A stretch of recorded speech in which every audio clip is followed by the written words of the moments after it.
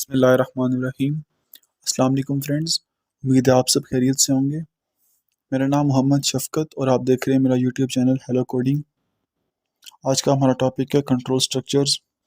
सबसे पहले समझते हैं कि कंट्रोल स्ट्रक्चर्स क्या होते हैं। Control structures are used to control the flow of program execution. Control structures program के एग्जीक्यूशन के फ़्लो को कंट्रोल करते हैं। जैसे कि हम जानते हैं कि एक प्रोग्राम सेट ऑफ इंस्ट्रक्शन से मिलकर बना है। हम कंपाइलर को कुछ इंस्ट्रक्शंस देते हैं जिसके बिना पर वो हमें आउटपुट प्रोवाइड करता है। अब वो इंस्ट्रक्शंस किस तरह से एग्जीक्यूट होती हैं, उसका फ़्लो क्या है, इसको हम कंट्रोल स्ट्रक्चर बोलते हैं।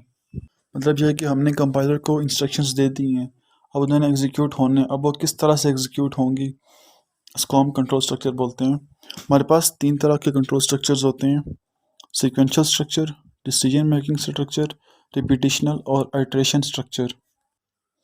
सबसे पहले आ जाते हैं सीक्वेंशियल स्ट्रक्चर।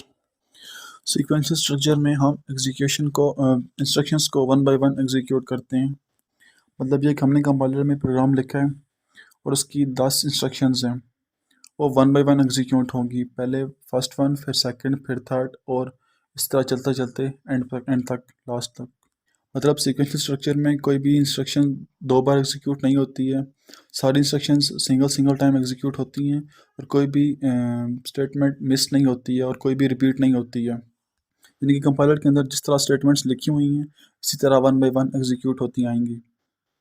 जितना हम आज तक पढ़ चुके हैं इन सारों को सीक्वेंशियल स्ट्रक्चर कहते हैं।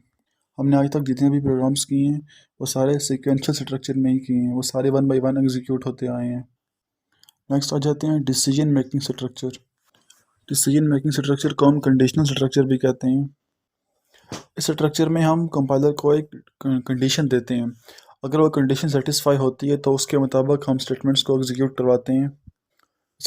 डिसीजन मेकिंग स्ट्रक्चर में हमारे पास ऑप्शंस होते हैं, हमें कंडीशन प्रोवाइड की जाती है, अगर वो कंडीशन सेटिस्फाई करती है तो एक स्टेटमेंट एग्जीक्यूट होगी, अगर वो कंडीशन सेटिस्फाई नहीं करती है तो दूसरी स्टेटमेंट या सेट ऑफ स्टेटमेंट्स एग्जीक्यूट होंगी। यानी कि हमारे पास चॉइसेस हैं, अगर कंडीशन सेटिस्फाई करती है तो हम इसको एग्जीक्यूट करवाएंगे, अगर कंडीशन सेटिस्फाई नहीं करती है तो हम दूसरी को एग्जीक्यूट करवाएंगे।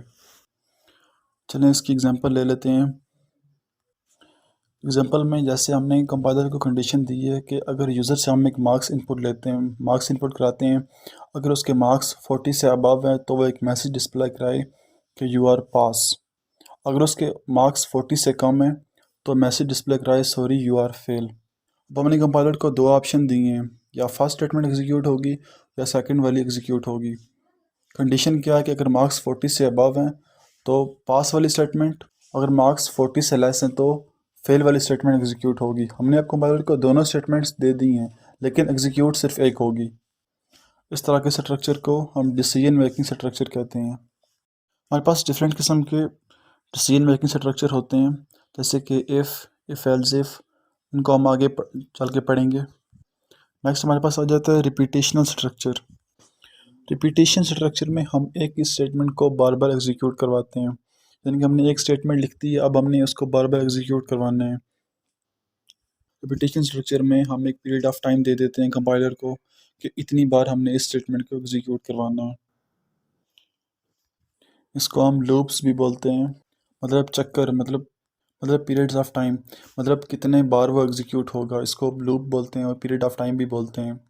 फॉर एग्जांपल हमने 5 स्टेटमेंट्स कंपाइलर को दी हैं, अब हमने उसको बार बार एग्जीक्यूट करवाना है। अभी वो एक बार एग्जीक्यूट हुई तो उसको हम फर्स्ट लूप बोलेंगे, दूसरी बार एग्जीक्यूट हुई है तो सेकंड लूप, यानी कि पहला चक्कर दूसरा चक्कर। हमारे पास लूप्स भी डिफरेंट किस्म के होते हैं, जैसे while loop, do while loop, for loop, जिनको हम आगे चल के पढ़ेंगे।